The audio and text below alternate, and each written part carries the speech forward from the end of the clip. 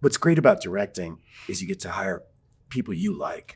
Pat's got great taste in people, and we were very simpatico in our taste about what is a good moment, what's cinema, what isn't, what the rules of engagement are. And so we found all these like-minded people that were up for the same adventure. Did the three of you coordinate your outfits before this, or is this just happenstance? It's the way we roll. It's why we get along so well. They copied me. Yeah, we got it. Yeah. Who's the starter? I mean, you look great too, but it's just not quite Don't need the it. She's got the specificity. jeans on too. I So do have the jeans, and we're in the same. We're a denim world. film. That's true. Ethan, I believe, and apologies to people who've come 2 days previous if I missed this, but I think you are the first person to come through that is one of this year's Oscar nominees. So you, yeah.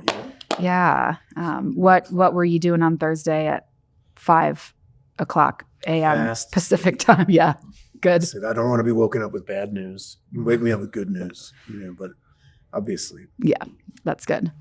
So, okay, can you tell me about the origin story of this movie? How did it start? Yeah. Ethan and I had worked on The Good Lord Bird together, and we'd had what I believe was a really close creative collaboration, and just tastes were so aligned that we wanted to keep it going. Try another one together, and we got a script from the Fields who produced it. And it was a script that the world we liked, and we liked the gold, and we liked the sort of the Depression era, but we wanted to sort of fundamentally change the story. So I said to Ethan, if you're going to be in the movie, they'll give you any writer you want to rewrite. He said, I got 10 friends who are Academy Award winning writers. I got this guy for me. This guy who works for me, works with me. Did some work on The Good Lord Bird with us. He's a composer. He's a sound designer. He's, he invents things. And he would Snowboard champion. He would kill this script. I was like, this guy sounds amazing, So we got together and we started sort of daydreaming the story up. From Ethan had a lot of thoughts, about, it should be see the kid, get a little closer with his daughter and things like this. And we really got inspired by these 70s films, these adventure sort of, character-led drama adventures.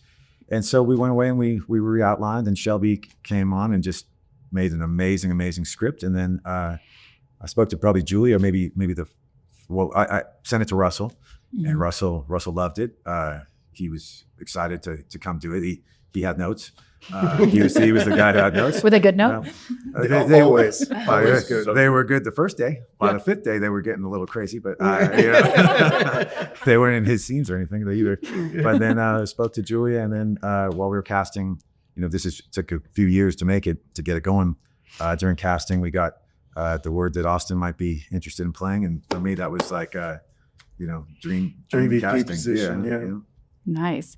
When you guys were working together on The Good Lord Bird, because someone has to kind of make the first move of like, we like each other, but we're taking this to the next level of we're going to work together again. Can I jump in on that? Please. Yeah. I just remember when you locked picture and it was finished, because it was, when you're doing a 7-hour, it was a lot of work, right? And I just was like, look, all right, if we're done, I remember being the one to say, I really want it. If you ever want to direct a movie, I want to be in it. And you said, cool. And then like a month later, you said, hey, check this out. Are you serious? And then it just snowballed until we were in the Bavarian forest underwater with logs pummeling me. And so I thought, why did I ever like that guy? No, things go well when you like working with people, and then you can. What's great about directing is you get to hire people you like. Pat's got great taste in people, and we were very simpatico in our taste about what is a good moment, what's cinema, what isn't, what the rules of engagement are. And so we found all these like-minded people that were up for the same adventure. Yeah, how strenuous, that was maybe my next question. You kind of just teased on it, like how strenuous a shoot was it in terms of the physical stuff you guys were all doing, and where were you staying while you were shooting out in this wilderness? You don't want to know. I do want to know. You really don't want to know. It was dark. It was dark. It was I'm dark. curious, like scale of 1 to 10, physical, strenuous. What was our movie in your? In my experience, there's only 2 that this was the hardest for me, and I have, as you know, like I have these things in my brain. Like if you're gonna try to be the lead of this kind of thing, that you have a responsibility to do that. Meaning to be the first one in the water. And stay in the water. And stay in the water. Like, because I started as a kid, and you see a lot of bad. It started pissing us off a little bit. Yeah, We we were didn't say "Dude, no stop ever. it. Ethan's Stop been in the water for Stop 72 going hours. in the water. I'm done with the water. No, There was one that was really, when I was a kid, I did this movie in Alaska that truthfully was life-changing. My memories of it are so positive. But it was 6 months. It was ice, and it was awful. It was wolves, and I thought for sure I was going to die a couple times. But I hadn't had anything that hard. And secretly, I wanted it. When I read this, I wanted to make an adventure story, you know, and but I know that when you do that, you've got to have good people. I love ensemble acting. I love the way Pat shoots. There's a lot of shots where all of us are in it. So everybody has to be good all the time. And we're relying on each other. And that builds a camaraderie. The terrible places we were living and sleeping, you either wake up with a smile and a laugh about how bad your night was, or you go home. Yeah, I liked them. I mean, You liked them? You had Better better wellness hotel. That was the last week. That was nice. Yeah, we also stayed in an old Western town. Well, that It was what I absolutely was surreal. thinking of. We were in Germany, and their idea So of what the strange. Wild West is. So it was actually an amusement park, but they had a lot of cool buildings that did look period correct. But you remember they would be, Dolly Parton would start playing over the loudspeaker. My room was, 8 in the morning. yeah, 8 You in hear the morning. mariachi guy. My room was terrible. I didn't stay there. You didn't stay there. It was smart. What's the first creature comfort you long for in a situation like that? good food. Like, what do you food? Not schnitzel. Yeah.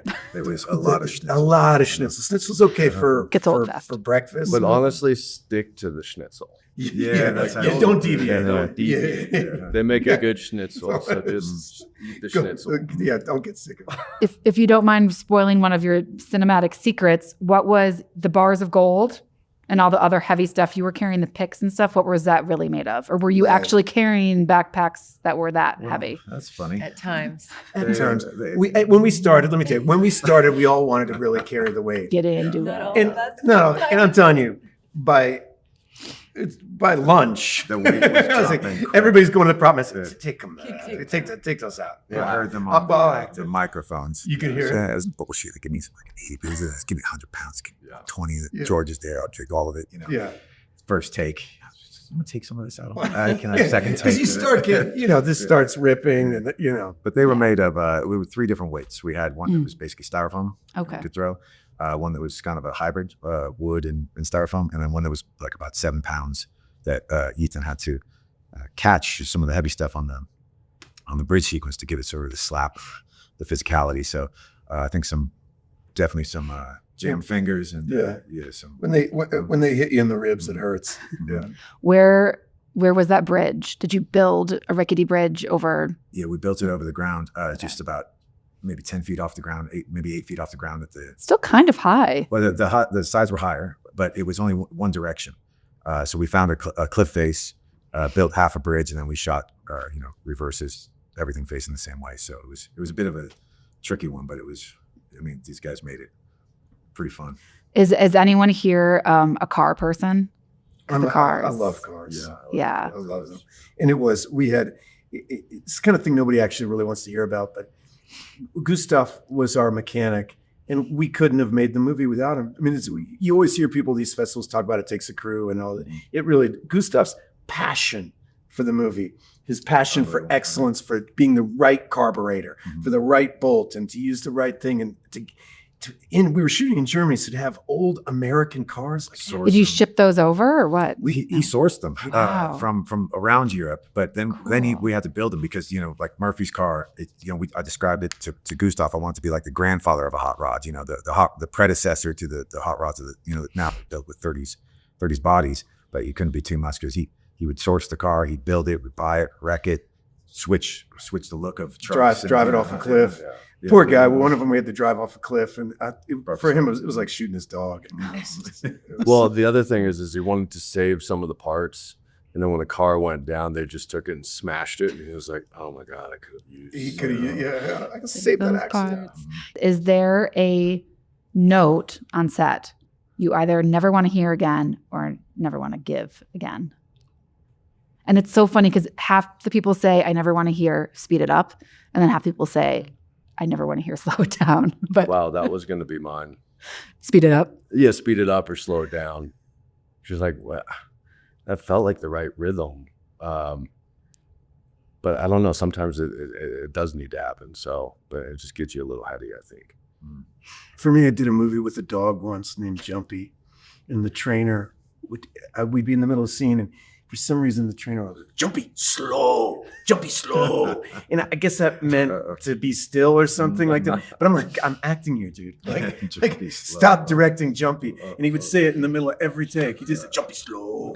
I never want to hear that again. That's a good one. Yeah, dog co-stars, not always. I don't know. Sometimes I get the be stronger, which I think sometimes the idea of what is strong is a little complex. Mhm. And so that one is an interesting one.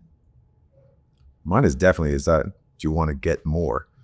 I don't want to get more often. And, more angles or more coverage and things like that. And it's, especially when we're on a schedule that we're on, we get what we plan to get and then we Move on. Yeah. Yeah, very nice. Well, thank you for coming in and answering my questions. And you can now do the rope toss, ring toss game. Okay, very good. If you're I up had a for director it. once say to me, Steve McQueen. Yeah. Kind of more like that. Oh, God.